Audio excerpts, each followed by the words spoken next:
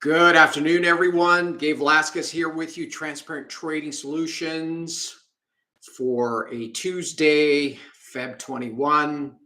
Hope everybody had a good trading day. Volatility's picking up. That's great. So let's go ahead and get right into it. I do have a class coming up on Thursday, which is kind of apropos right now because volatility is picking up. We're getting some much bigger movement. In fact, we did, as I mentioned, if you guys were watched the video on Friday, I mentioned that we were short S&P. We actually were short S&P today, which we did really well with. Picked up about 90 points on that trade. Hung on to it since actually got filled on Thursday, so we were in it for a couple 3 days. So did well with that. Where are we at? Let's, again, one of the things that's really great of what happened today and talking about this, we finally broke out of that range. I think we've been talking about how we were basically between 4,100 and 4,200. We finally clearly broke out of that range. And now we're back trying to hold on to 4,000 on the S&P. In fact, we did cover our short this morning, came down, hit our target, and now we are actually looking for a long right along the 4K area. There's a nice level, and then there's a nice level below that, about 70 points below that. Also, the NASDAQ. So now we're coming into some really decent levels, but it's all going to be predicated on the bond market. So one of the things, again, I've been writing about and talking about, if you get my newsletter, if you don't get my newsletter, sign up for it on the bottom link. Also sign up for the class, so forth. Talking about the bonds driving everything. So if you looked at, in fact, I want to start there. Let's look at the 10-year. Really, that's been my main focus.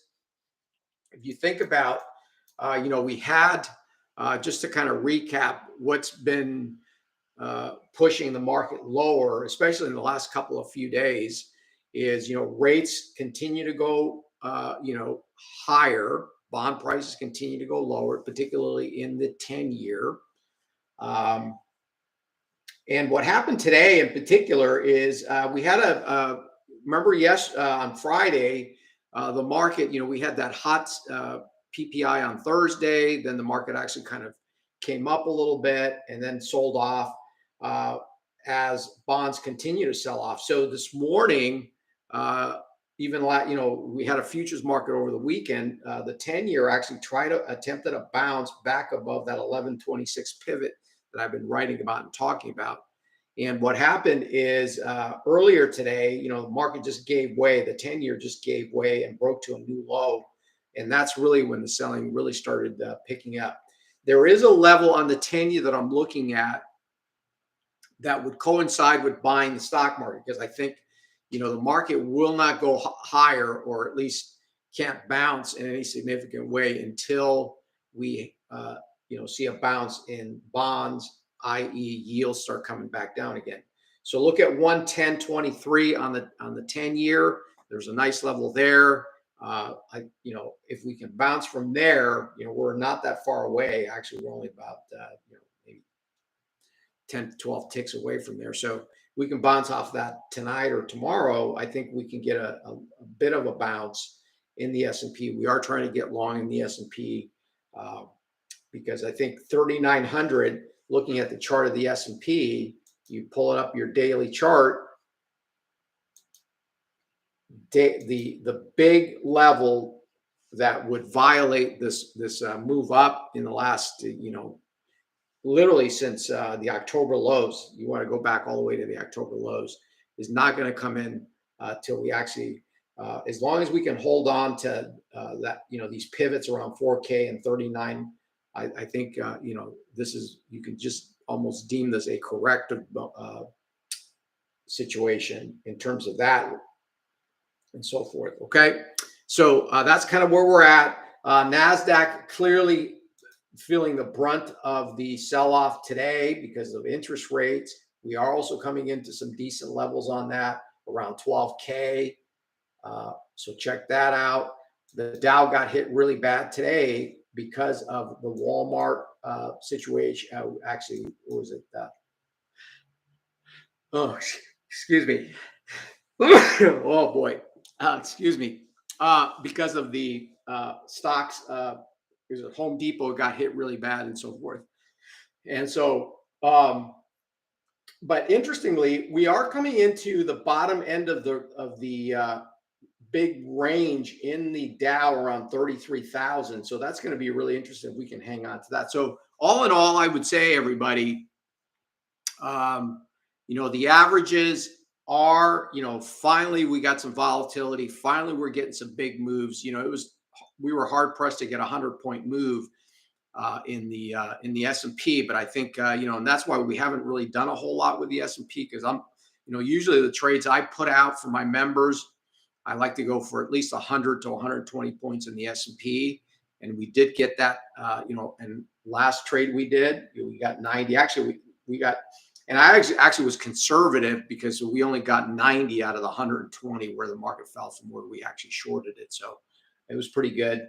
And so now this actually sets up for some really nice movement. So if you're, and I was, been kind of challenged on the future side, but now our futures trading is really starting to pick up. So if you want to spend 5 days with me and see what we're doing, things are really starting to pick up on our future side because of the volatility increase. Remember, I've been kind of talking about the VIX at 16, 18.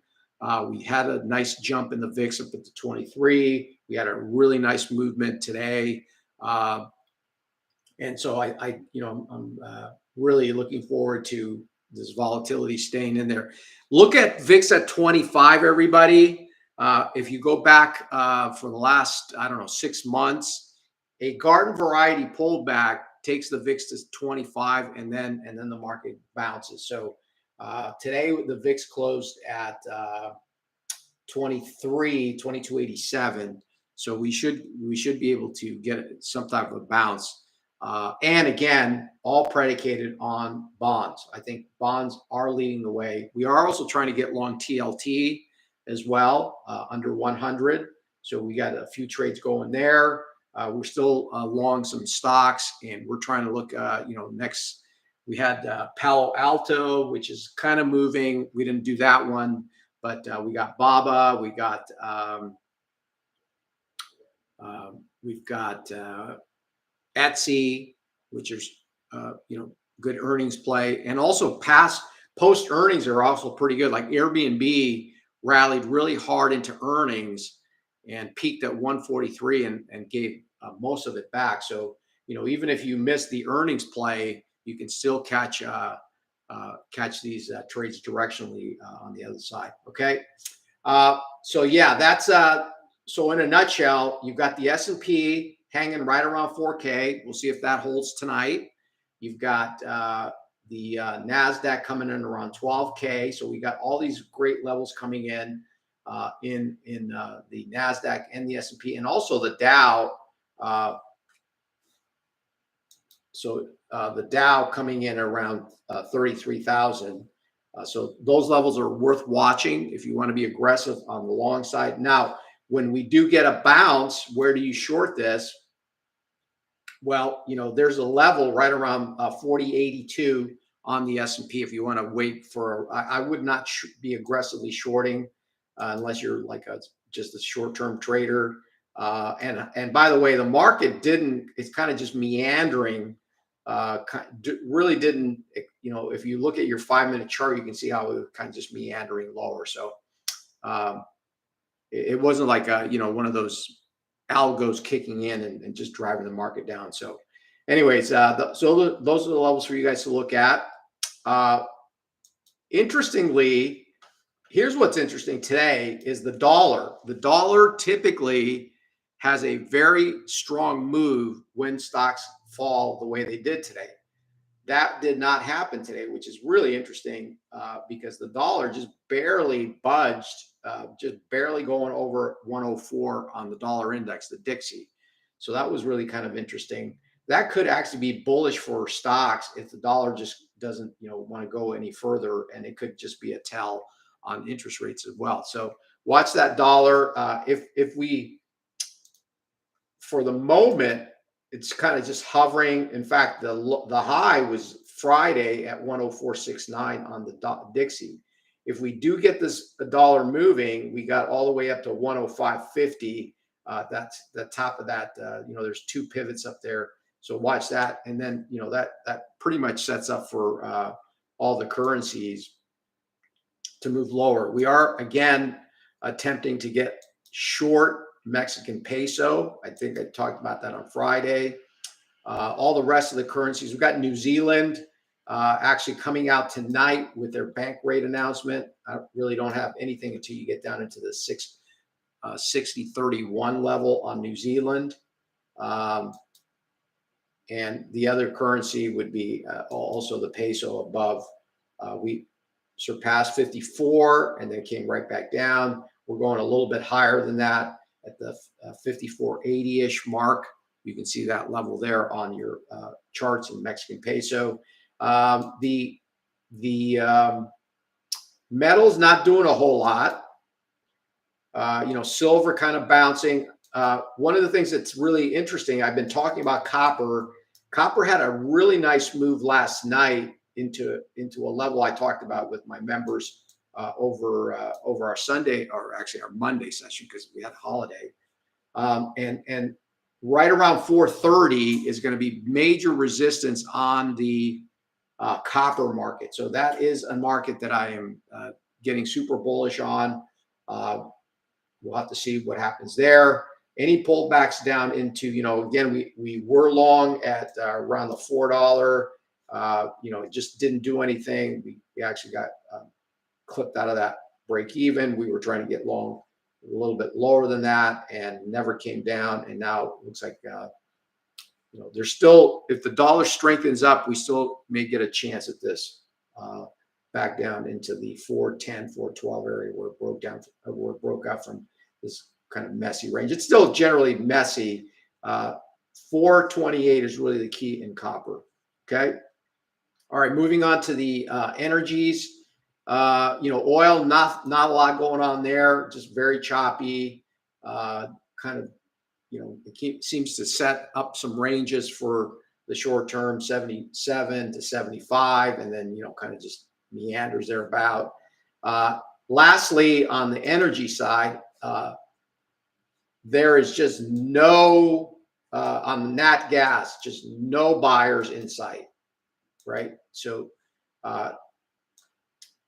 it's been kind of chopping around, meandering here along the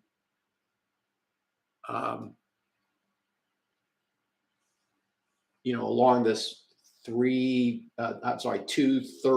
Now it's come down to 205, 206, something like that. So it's really interesting.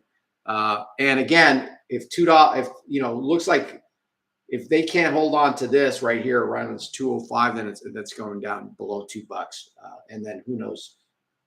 Then it's just going to be like the old days where it just kind of sits there for forever and does nothing for months on end until the dynamics change, until some of the fundamentals change. That's kind of what I'm seeing right now. Okay. All right.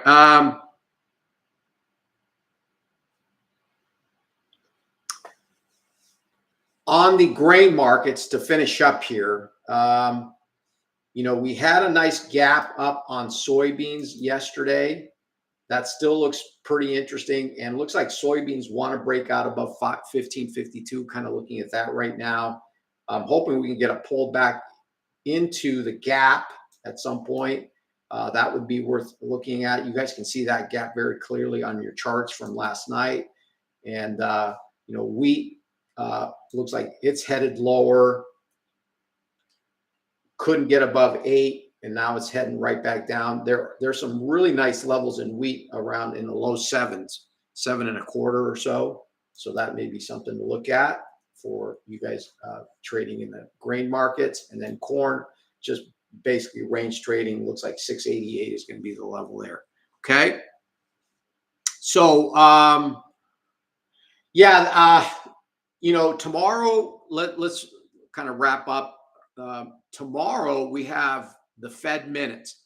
That's going to be at 2 Eastern.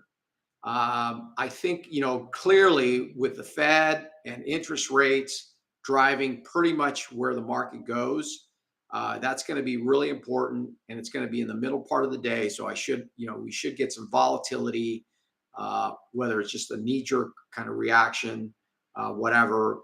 But that is, you can expect some volatility coming into the market tomorrow. Look it up on your calendar.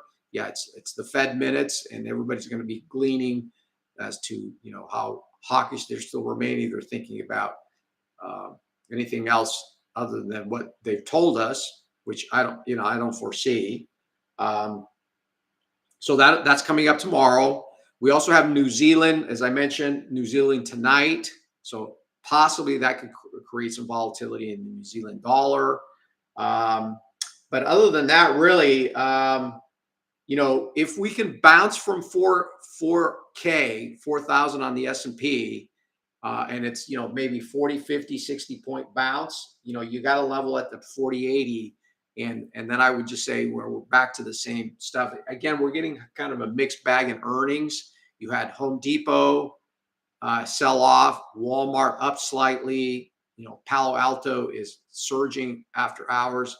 So there's still a lot of that. I don't think that's changing. And so it's still kind of a muddled kind of thing. Okay. So we'll have to see how that goes. But the good news is that we will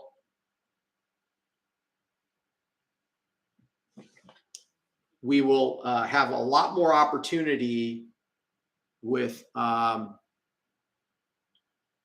with the volatility increasing. And that's why anytime we have volatility, we always pick up, especially with futures trading. And, that trade that we did, again, not every trade works out, but that was a really nice trade for us to go short, picking up 90 points on that S&P. And we would have another 100 points probably on the next move, but it's probably going to be the next move to the upside, where you can probably get another 100, 150 points if you're patient. Okay. All right, everybody. So last thing again, everybody, I'm having a class on Thursday. So if you want to sign up for that, go ahead and sign up for that. If you want to see what we're doing now that the volatility is picking up on the future side, that's, putting out a bunch more levels in our morning session. If you want to sign up for that, spend 5 days with me and so forth. Other than that, I think that pretty much covers all I needed to do here. So hopefully everybody has a great rest of your week, and I'll see you guys on Friday. Okay. Take care.